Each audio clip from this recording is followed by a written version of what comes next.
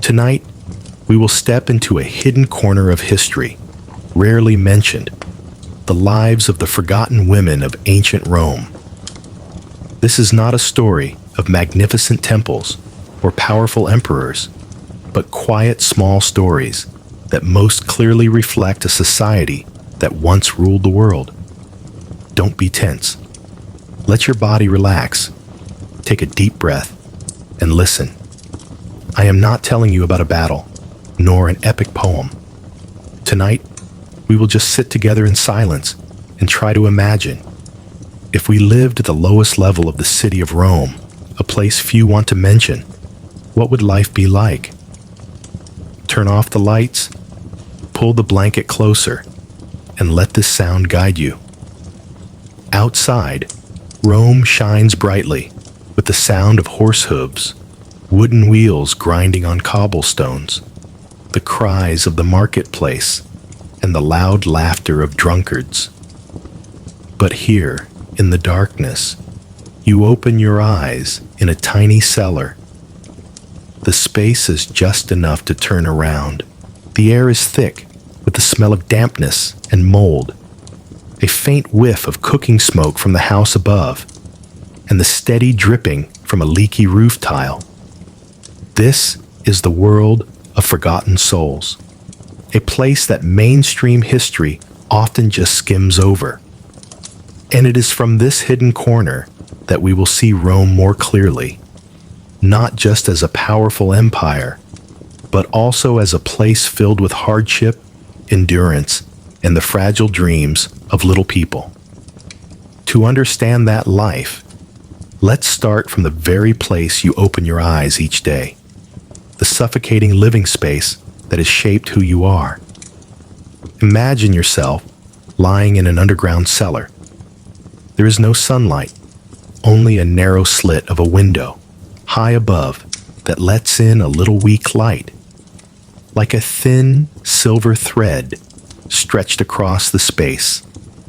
That light is not enough to see a person's face clearly, only enough for you to make out the dim shapes of the gray, damp stone walls. Every time you breathe in, the musty smell seems to go straight down your throat, mixed with the cold smell of the earth and the stagnation of air that never circulates. The ceiling is so low that if you stand up straight, your head will touch the mottled stains from years of accumulated oil lamp smoke. Those black streaks cling like ghosts, impossible to wave away. When you touch the wall, you feel a biting cold and wetness. Each drop of water from the old roof tiles above trickles down in a stream, seeps into the stone, and then oozes out from the cracks in the wall like the city's sweat. Sometimes you can hear the sound of tree roots from the garden above, silently pushing through the layers of earth and rock, like nature's fingers trying to touch your imprisoned world. The space is just big enough for a rough wooden plank with a thin layer of straw on top. You lie down, your back immediately feeling the hardness and roughness of the old, dry straw stalks, many of which have rotted and crumbled into dust. When you turn over, the straw dust rises, mixed with the musty smell, making your chest feel heavy. Bedbugs hide in the straw, and every night they crawl out, leaving itchy, red, swollen bites on your skin. You are used to scratching until you bleed in your fitful sleep. The sounds from the ground above echo down, not clearly, but enough for you to know you are living right under a bustling city. During the day, it's the clatter of horse hooves, the screech of wooden wheels on cobblestones, and the shrill cries of those selling fish, wine, and vegetables. Occasionally, a sudden argument breaks out, mixed with the boisterous laughter of a drunkard.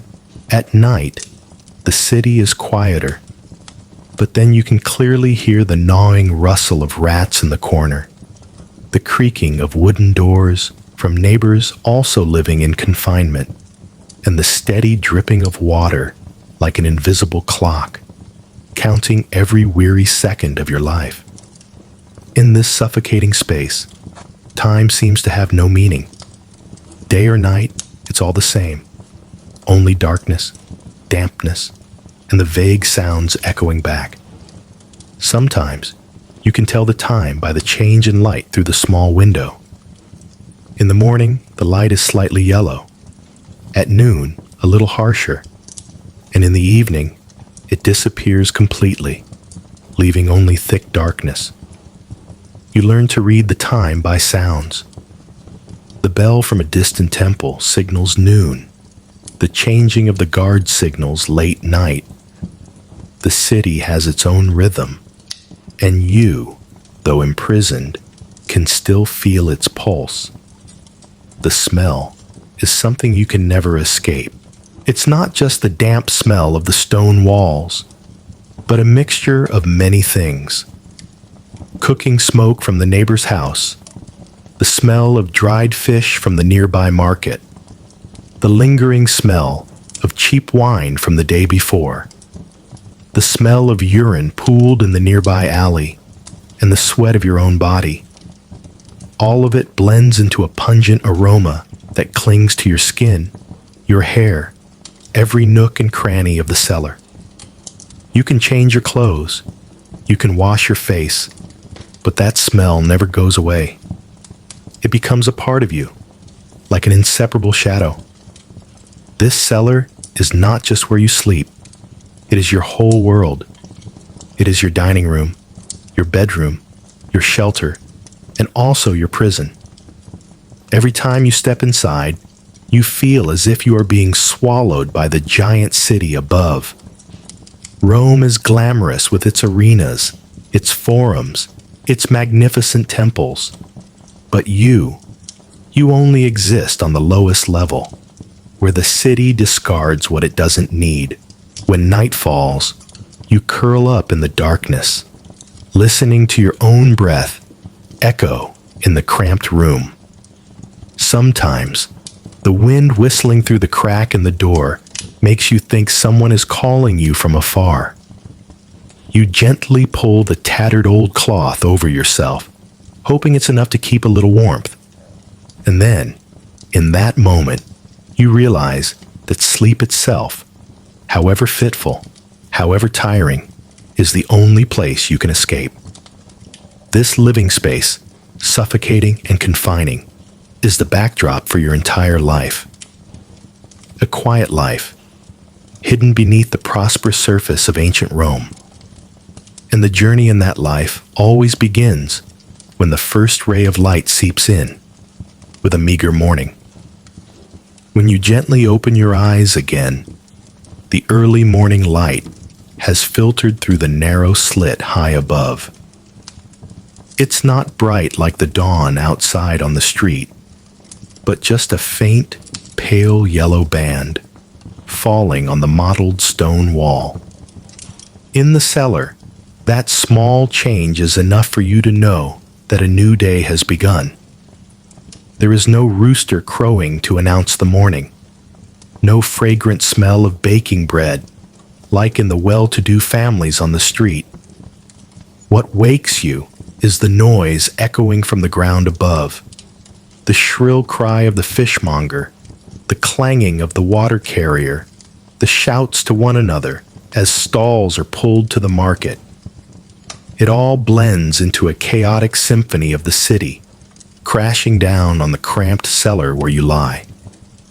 You sit up, your back aching slightly from the hard plank and the rotten straw beneath you.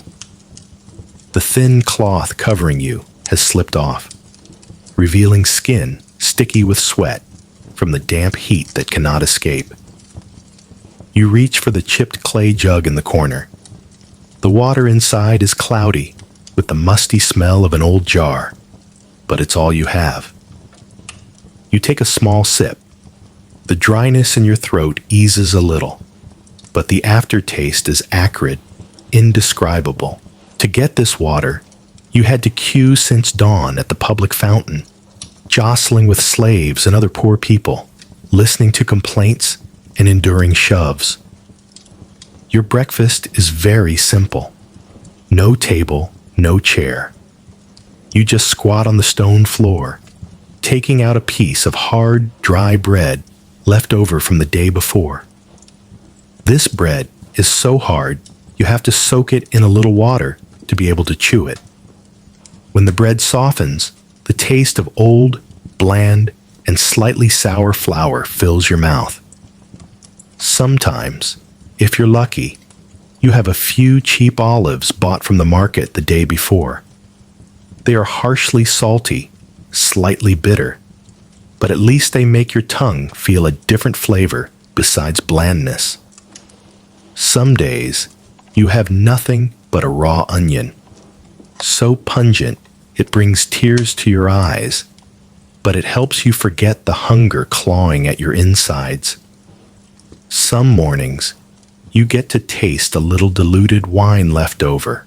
It's not the fine wine of the nobility at their lavish parties, but just cheap, sour wine, mixed with water to make it last longer and quench your hunger. The strong taste of the wine goes up your nose, making you grimace, but at least it brings a lightheaded feeling, helping you temporarily forget your empty stomach and the cold seeping into your bones. Outside, the Roman market is waking up with you. If you listen, you can imagine yourself walking out there. The fish stalls just pulled up from the Tiber River. The strong, fishy smell mixed with the smell of charcoal smoke from small roadside stoves. The sound of chopping knives, people calling to each other, the loud haggling and arguing echoing down the street. Mixed in is the smell of freshly baked bread from the baker's oven, fragrant but distant because you have no money to buy it.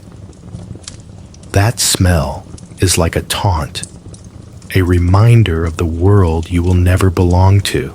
Looking down at the dry piece of bread in your hand, you can clearly visualize the distance between yourself and the city out there. They live in the light, in sweet fragrances, while you live in a dark corner with a breakfast just enough to survive. But this poverty is a familiar reality, so much so that you no longer find it strange. It has become a part of life, like the musty smell in the cellar. You gnaw on the last piece of hard bread, drink another sip of cloudy water. Your stomach stops rumbling, though it's not really full. In the cramped cellar, you sit still, listening to the city grow noisier above your head. A long day is unfolding, and you know well, it will be no easier than the days before. You have to save your strength, because when night comes, you will need it.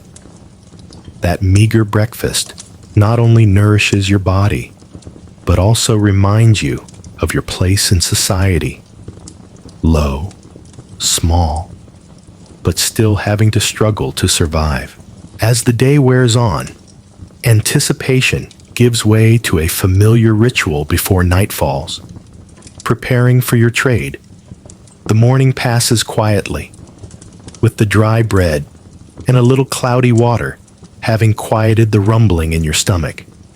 You sit leaning against the damp wall, listening to the city grow more bustling. Every sound seems to pour down into the cellar. The hurried footsteps, the loud bargaining at the market, the screech of wooden wheels on the cobblestones. The whole world above is alive, while you just wait for a familiar moment. Dusk, when your work begins. Preparing for your trade is not just about changing clothes. It is a whole ritual, a habit repeated every day, like how a Roman warrior sharpens his sword before battle, or a craftsman arranges his tools before starting his work. You also have your own tools, though they are not swords and spears, but small, makeshift items, necessary for your survival. First is the face. In a corner of the room, you keep a small, old bronze mirror, its surface tarnished and distorted. When you look into it, the reflection is never clear, but it's still enough for you to see the dark circles under your eyes after short nights, your tangled hair, and your skin, sallow from lack of light. You dip your hand into a crude box of powder made from white lead. This powder can make your skin look brighter, hiding some of the fatigue. But you know well, it is also toxic, slowly corroding your body. Every time you apply it, you feel like you are putting on a death mask. Yet you still use it, because there is no other way. Next are the lips. You take a little red ochre, a cheap powder made from minerals, and apply it to your lips. That red color is not to make you feel more beautiful, but for the clients to see a vibrant face in the flickering oil lamplight. Sometimes, just that little bit of color is enough to deceive the eye, to make them forget the exhaustion hidden behind. You also use a little soot from the oil lamp to darken your eyes, making them look deeper, more mysterious in the darkness. Your hair, you comb through with a wooden comb missing a tooth. Every stroke pulls out dust, sweat, and a sticky, unpleasant feeling. You tie it with a small strip of cloth, with no pattern, simply to keep your hair neat. Some days, you add a cheap bronze pin, the only thing that makes you feel not so bare among the crowd. That pin was left by another woman, one in the same situation who has passed away. You keep it as a memento, a reminder of the fragility of life. The clothes are the same, not the pure white togas of free Roman citizens, nor the luxurious robes of the nobility. You only have a few pieces of brightly colored but cheap fabric. The colors are dyed with cheap, easily faded dyes, and many places are worn and torn. You choose the least shabby set, put it on, and tie a cord around your waist. The fabric is not soft. It scratches your skin, but at least it makes you stand out in the dim light. You patch the tears with coarse thread, the clumsy stitches like scars on the garment. Then there are the fake jewels, a tarnished bronze bracelet, a few colored glass beads strung together as a necklace. They have no value, but from a distance, in the dim light, they sparkle enough to create an illusion. You know well, clients are not looking for the truth. They are looking for an image to cling to, and you are the one who has to create that image, even if only with makeshift makeup and cheap decorations. Before leaving the cellar, you check the money you have. A few small coins, enough to buy bread or diluted wine. Those small coins are often mostly taken by the landlord, leaving you with just a little. But however little, you hold them tightly, because they are proof that you still exist, that your efforts have not completely vanished into thin air. When everything is done, you sit for a moment in the darkness, breathing out quietly. Being ready means you are about to enter a long night. In that moment of silence, you wish you could just sit in the cellar forever, avoiding the looks, the words, the hands that will come. But the city's invisible clock does not allow you to stop. The noise from the street echoes down, urging you to get up. You walk to the creaking wooden door. Every time it opens, the rusty hinges make a sound like a long sigh. The light from outside floods in, brighter than anything the cellar has ever had. You squint, your eyes accustomed to the darkness. The wind from the street blows down, carrying the smell of wine, grilled meat, smoke, and the sweat of the crowd. It is the smell of a vibrant, bustling Rome. And you, though unwilling, must step out to join it. Preparing for your trade, for you, is not just about putting on lipstick or clothes. It is a whole mask, a shell you must put on every night to survive in the noisy world above. Inside, you are still a small, tired person, but outside, you are forced to become the image that others want to see. And so, as darkness begins to fall, you are ready. Not ready because you are looking forward to it, but because you have no other choice. Once the mask is on, you step out of your own darkness to face the people in the city's darkness. As the city begins to sink into dusk, you have left your cellar and entered another world, a world you both belong to and are rejected by. The narrow street glitters with oil lamplight. The taverns are steamy, and the mixed aroma of grilled meat, dried fish, sour wine, and the sweat of the crowd hangs in the air. Laughter rings out from groups of soldiers who have just been paid, the arguments of merchants, the sound of children running in the dark.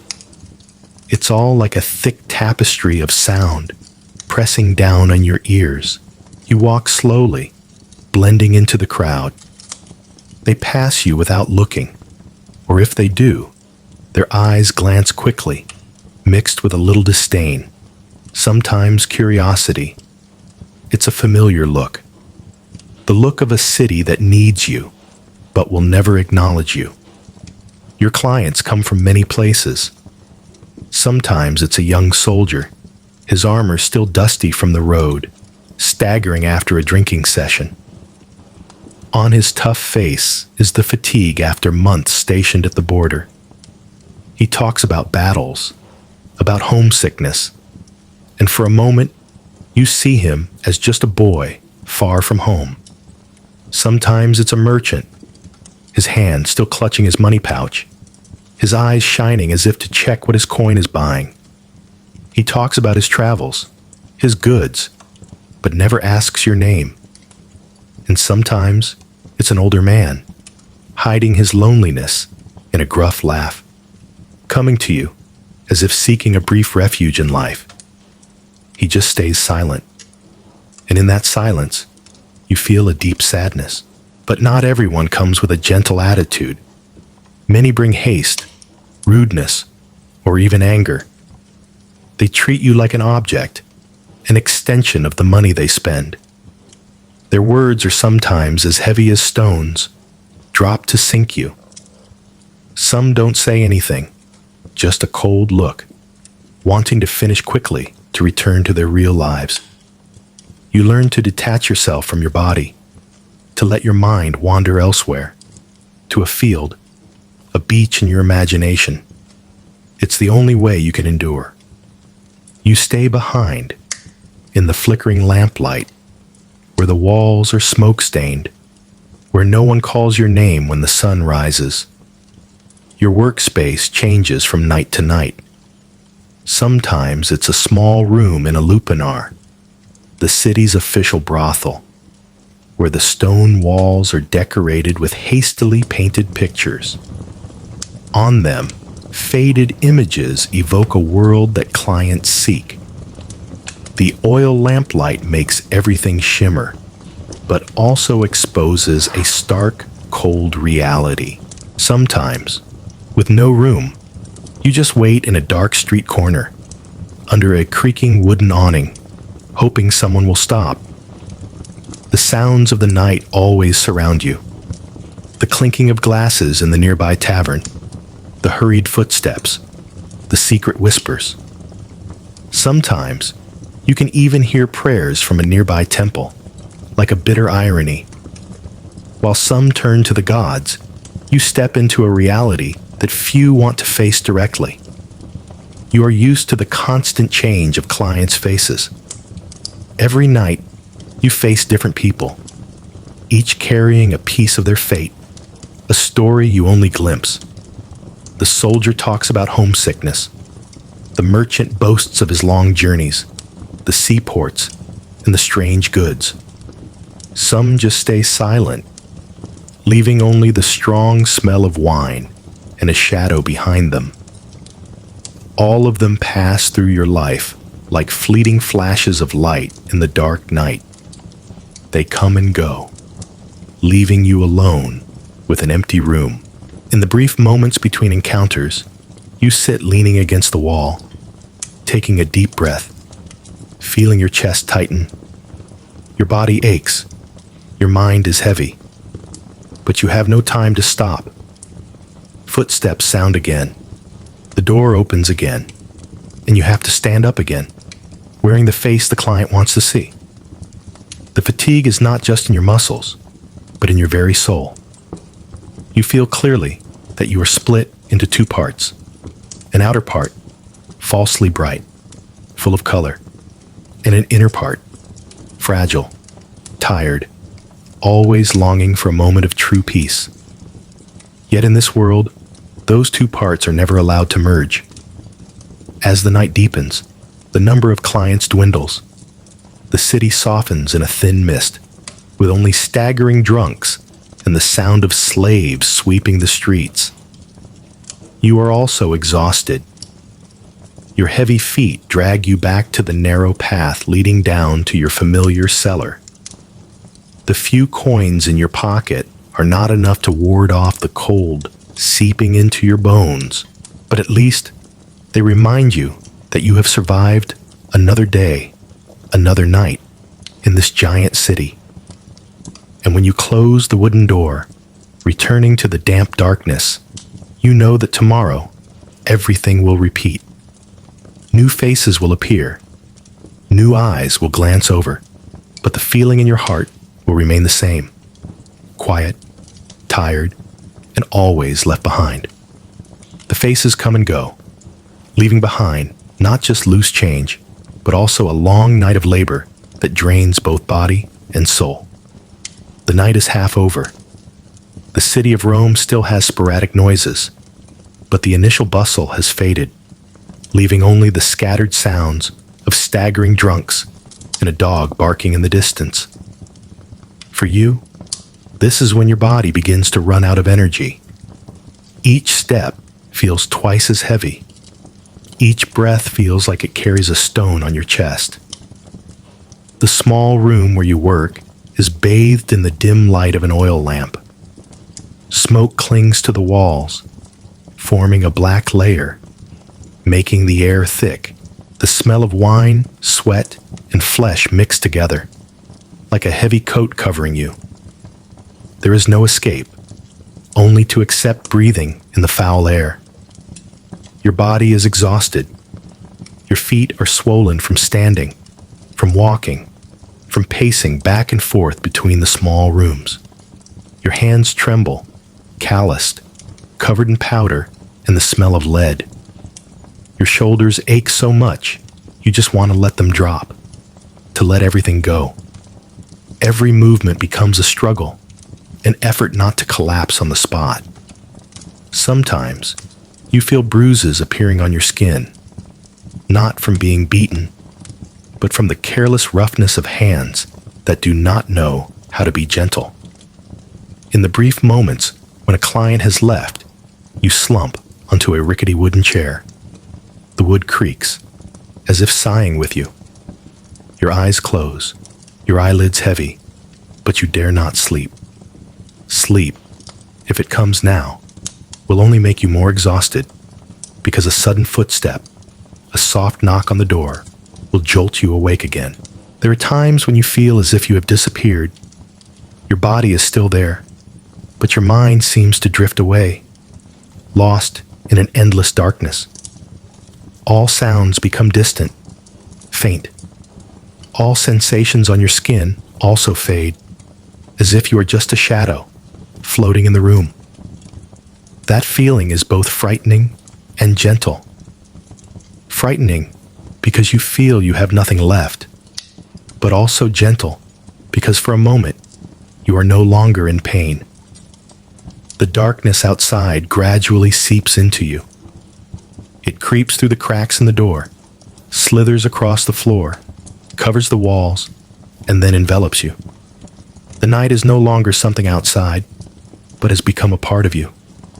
You sit still, eyes closed, and feel as if you are sinking deeper, deeper, down to the bottom of a dark abyss.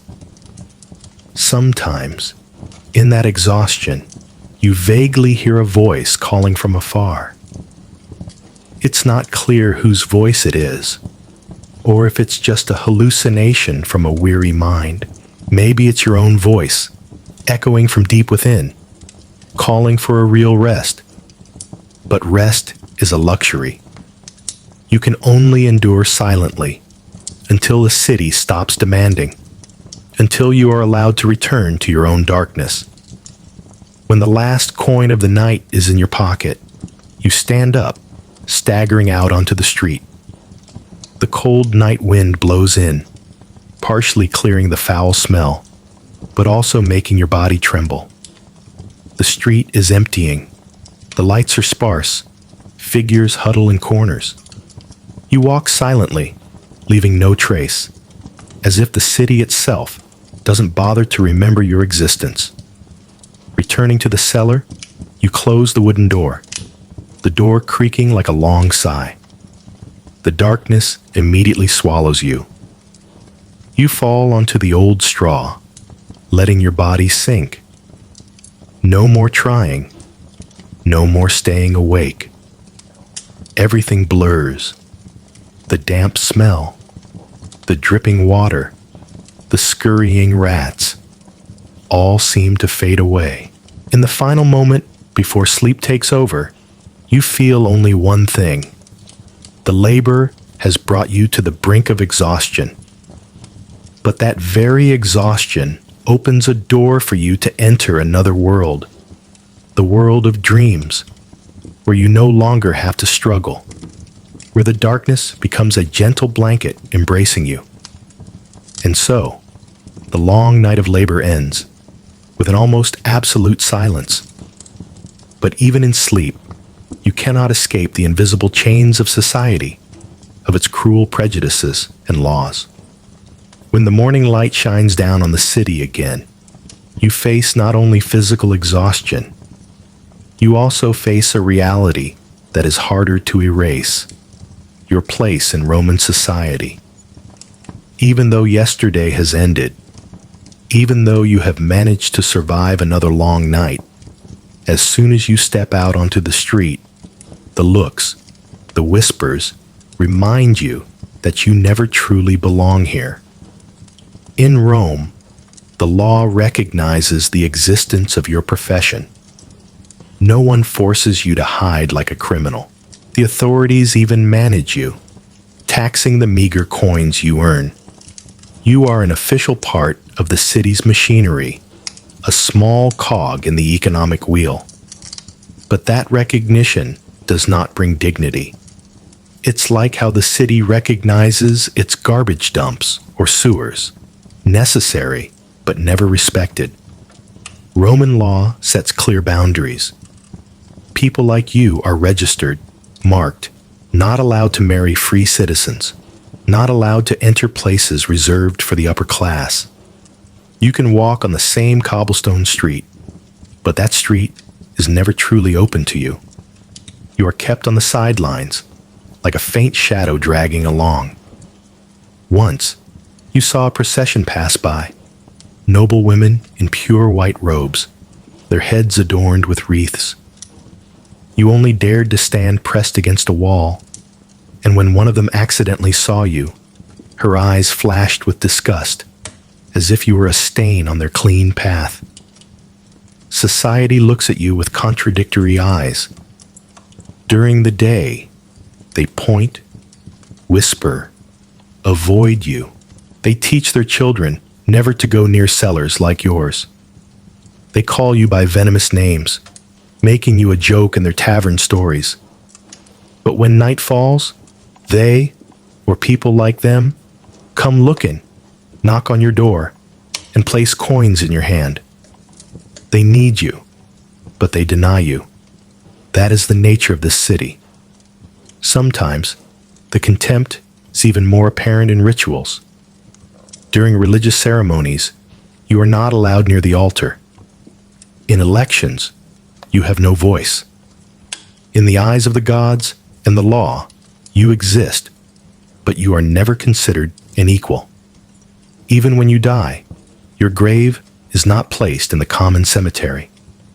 Your body may be hastily buried on the outskirts of the city, in barren land, with no tombstone, no one to remember you.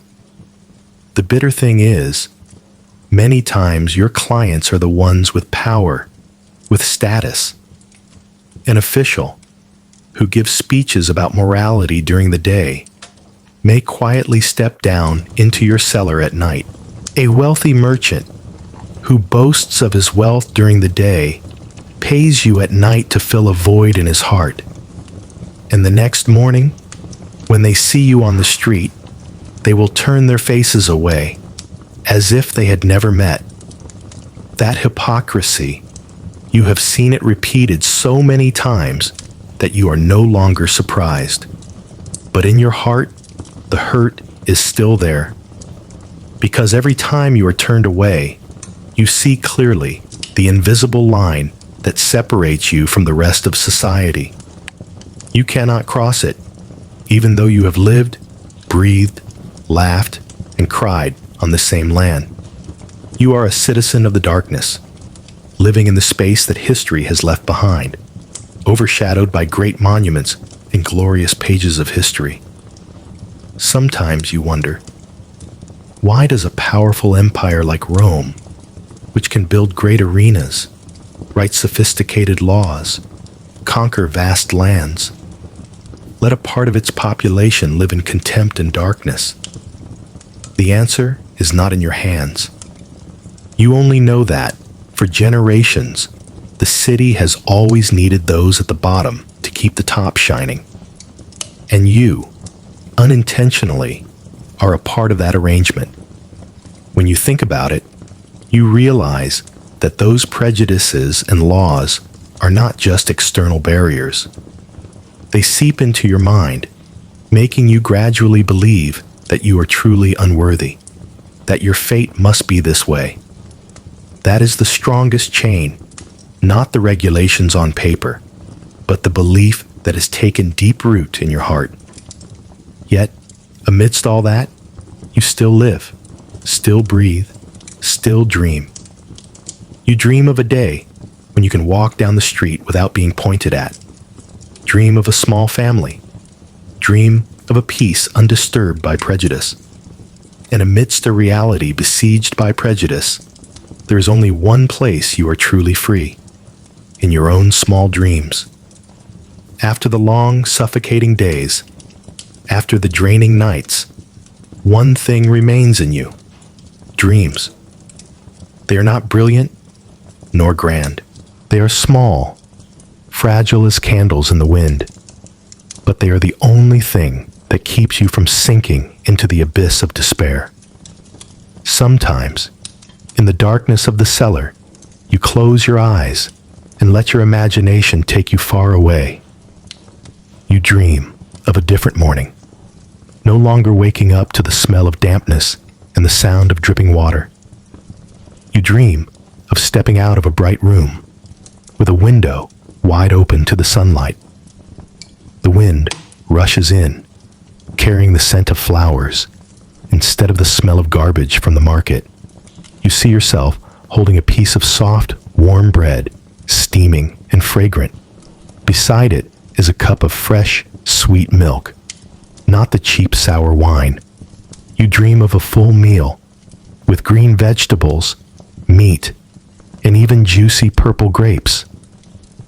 In that dream, you sit among people you know, laughing and talking, without fear of anyone's eyes on you.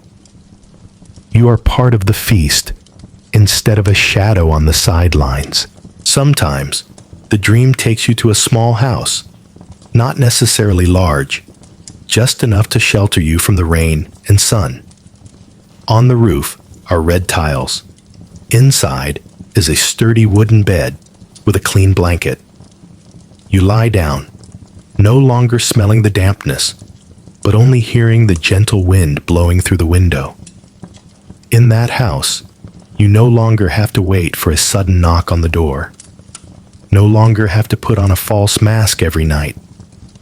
You are just you, peaceful and whole. You have also dreamed of a companion.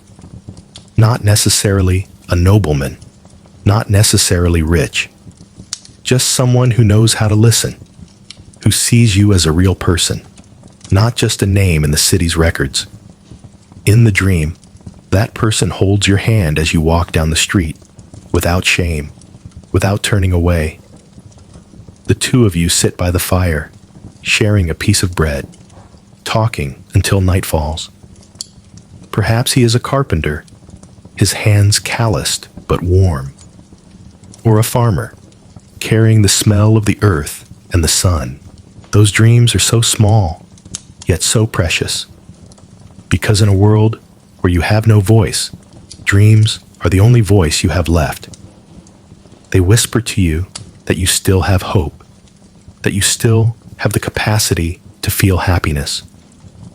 When night comes, after the exhausting hours, you curl up on the old straw, letting your mind wander.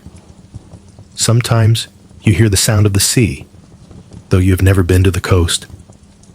Sometimes you see yourself walking in a wide field, the wind blowing through your hair, under a sky full of stars.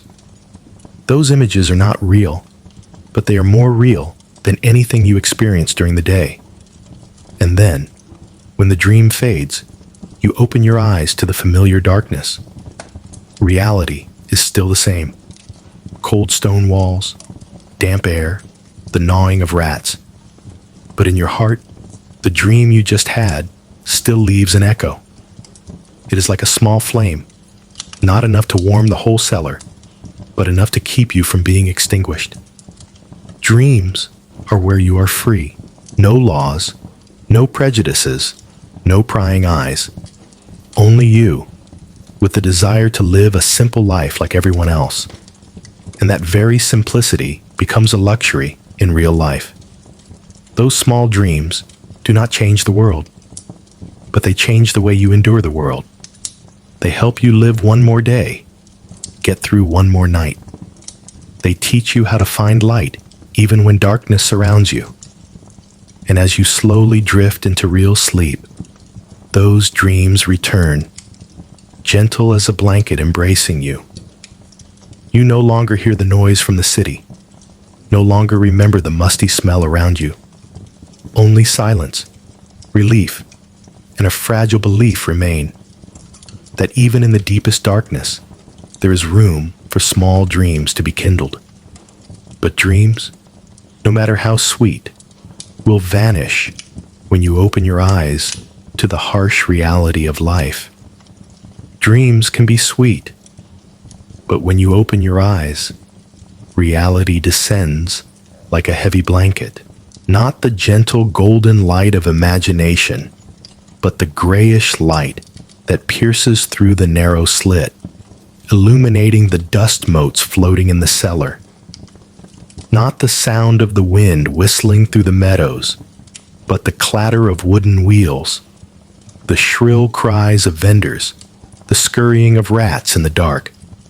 Everything reminds you, dreams are temporary, but reality is permanent.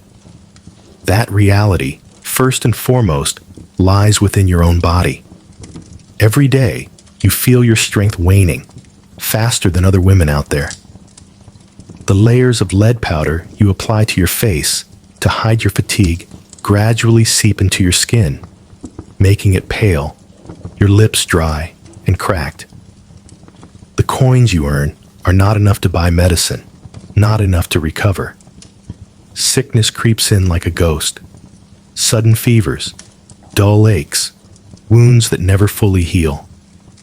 You know well that you are living shorter each day, like a candle burning faster because it is constantly blown by the wind.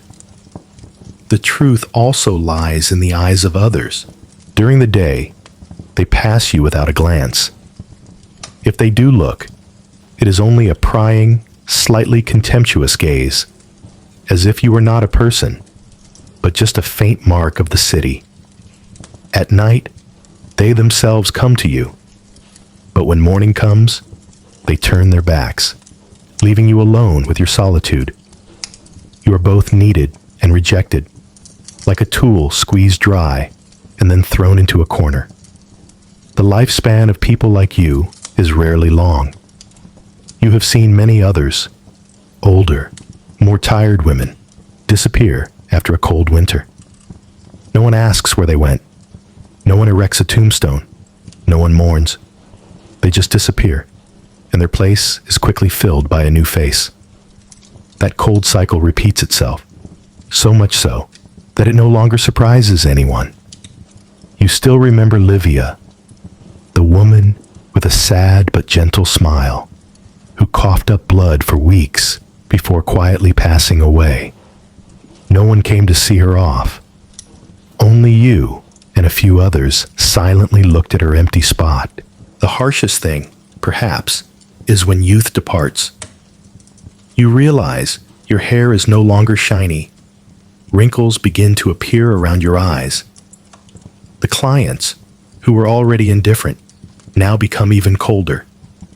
They seek out new, younger faces, leaving you with long, empty nights and a dwindling purse. The city has no place for an aging woman in the darkness, and that fear always lingers in your heart. One day, when no one needs you anymore, you will be left behind, with nothing but the cold cellar. Sometimes you ask yourself, what am I living for? The meager coins, the exhausting nights, the contemptuous looks. Is it all worth a life?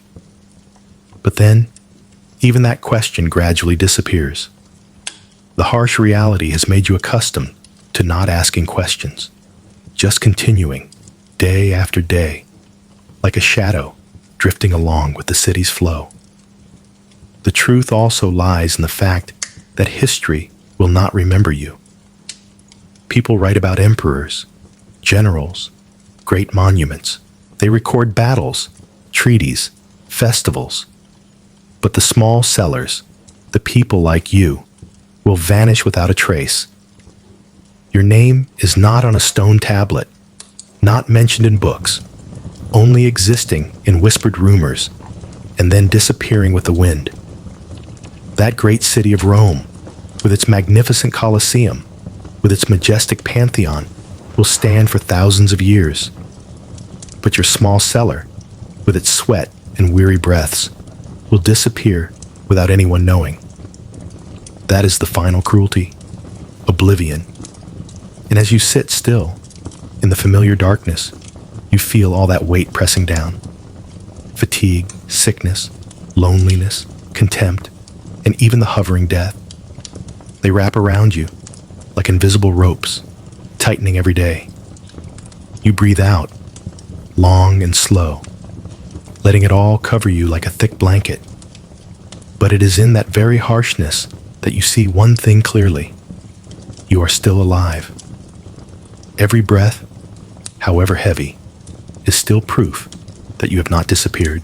And in this deep darkness, the cruel reality becomes the backdrop for your small dreams to shine, however faintly. Though reality is cruel and oblivion seems certain, you have no idea that your sigh is itself an echo of history. You used to think you were just a small shadow, living in a damp cellar, disappearing when the city turned its back. But then, as you sit quietly listening to the rain fall through the crack in the door, you suddenly realize your steps, however silent, are still a part of Rome. And Rome is just one chapter in the endless book of humanity. The echo of history comes not only from the trumpets and battles, not only from the cheers in the Colosseum, it also comes from the weary breaths in the darkness, from the anonymous eyes that watch the bright city. The forgotten people, like you, are the very ground on which the empire stands. Without the existence of the bottom layer, The top layer cannot display its splendor. And you know what? That's not just true for Rome. In every civilization, there are always people placed on the margins, those who bear the hardship on their shoulders so that others can walk. In ancient Egypt, there were tens of thousands of slaves who built the pyramids, and then their names vanished. Only the names of the pharaohs were carved in stone. In Greece, which praised philosophy and art, there were still laborers who were never named, even though they kept the city alive.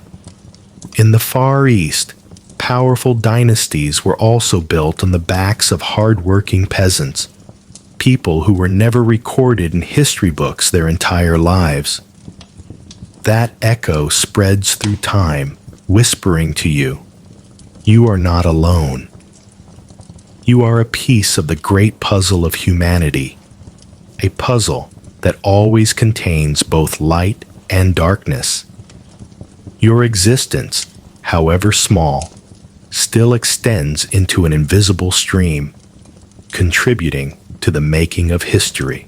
Perhaps thousands of years from now, when people excavate the ruins of Rome, they will find cellars like yours. They will see the smoke-stained stone walls, the small coins, the chipped pottery shards. They will ask, who lived here? What did they go through? And maybe, in that moment, your story will come back to life, not by name, but by empathy. Future generations will realize this empire was not just about monuments, but also about the silent, forgotten people. The echo of history also teaches you one thing: power, wealth, glory, all fade with time. The Roman emperors, who once sat on thrones, commanding tens of thousands of soldiers, are now just broken statues, faded inscriptions. Meanwhile, the feeling of a sigh in a cellar, the sound of a dripping drop of water, the dream of a peaceful home, those small things are exactly what people in every era have experienced. Your smallness, strangely enough, is what connects you to all of humanity. When you close your eyes, imagining the distant future, you picture your whisper merging with the whispers of millions who've lived before and after. It is a sad, but also gentle chorus, stretching across centuries. And in that chorus, your voice, though small, still rings out, blending in, not lost. The city of Rome will eventually fall. The temples will crumble. The cobblestone streets will crack. But the echo from your small cellar, from the breaths, the dreams, the tears, will continue to live in the memory of humanity as a reminder that history is not only written by the powerful, but also by those who endure in silence. And it is in that silence that there is an unusual beauty, the beauty of patience, of endurance, of small dreams that never die. You don't need your name carved on a stone tablet to exist. You exist in the echo of history, in the endless rhythm of humanity. And when you realize you are part of that endless flow, you find peace, and then you utter a final whisper from the darkness. Night has returned to the city. On the ground, oil lamps flicker in the taverns. Laughter still echoes somewhere.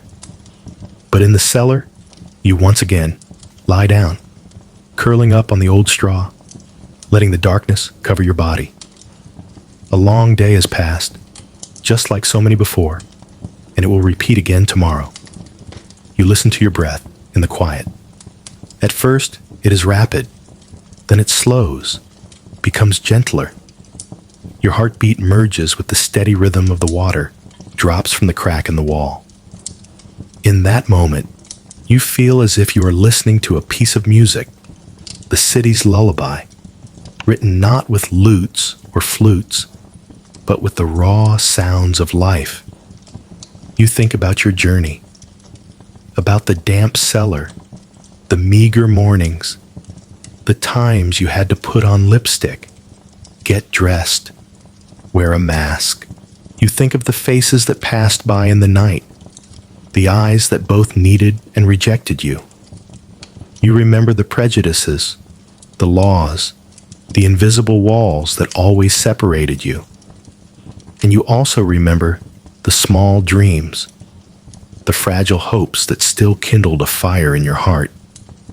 It all adds up to a quiet life, a life that history rarely mentions. But that very quietness has a value. It shows that humanity is not only made of glory, but also of ordinary darkness, where thousands of people have lived, breathed, and dreamed. You whisper to the darkness, as if talking to yourself, "I exist." Just those two words, simple, but enough to resist oblivion. Because to exist, in whatever form, is already a miracle. As your eyes slowly close, you feel that the darkness is no longer frightening. It is no longer a binding cloak, but a soft blanket embracing you.